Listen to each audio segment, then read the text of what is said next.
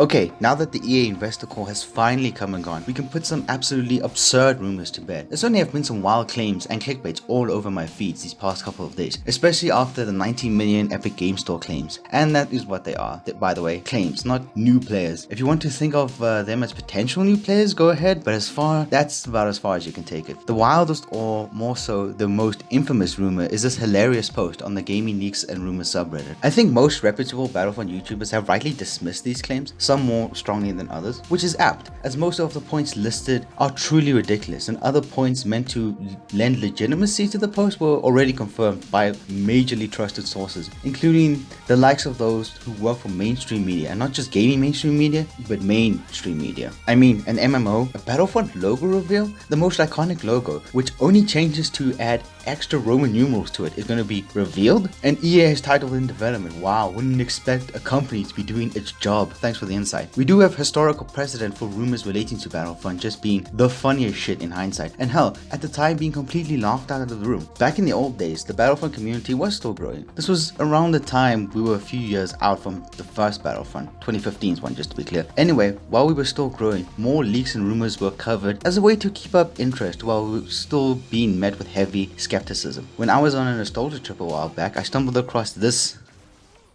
That the campaign will pretty much span over the entire Star Wars saga, including the Clone Wars. He says that it will feature segments in which you play both as the good guys, Old Republic, Rebellion and Republic, and bad guys, Separatists and Empire.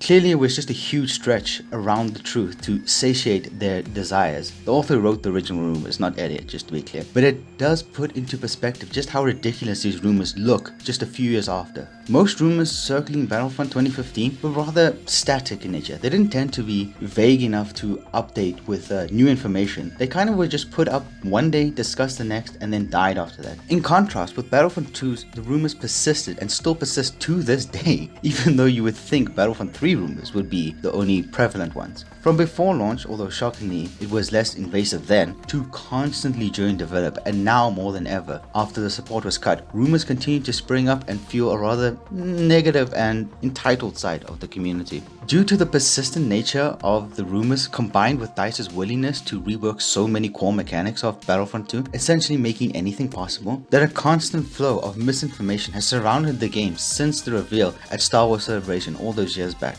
Ever wanted something to make its way into the game? Hell, ever thought about the most ridiculous thing they could add to the game? Well, you can find a video out there, dated or not, stating that it's coming. So many members of the community abused this wide potential of the game to create rumors for, well, I don't know why they created it, but one can imagine it must have something to do with being for their own gain. Theoretically, anything was possible. So if you could come up with something that played into the wider biases of the overall community, even when it was completely unrealistic, you could gain those sweet clicks of attention and temporary validation. This is something that only really became prevalent when channels with similar attitudes and not necessarily the same propensity to spread rumors, but rather lie in similar manner sprung to prominence within the community. These members constantly spread blatant misinformation on how any company in the world works, unfair assessments of situations developers face, misleading comparisons to other companies in the industry, baseless rumors, and a consistent negative outlook on any tangible addition to the game. And when asked what would constitute a positive response for them, they only respond with vague platitudes listening about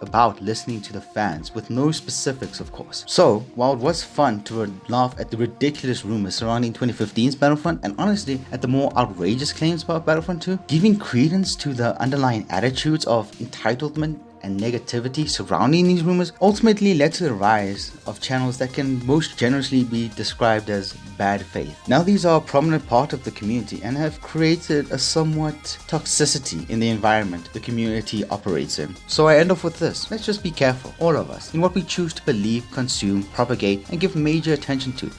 While the main source of rumors may be fully debunked and laughed at, if we do not take care of the attitude and style of these ridiculous rumors, we may find that they find their way into our communities in more subtle but sinister ways.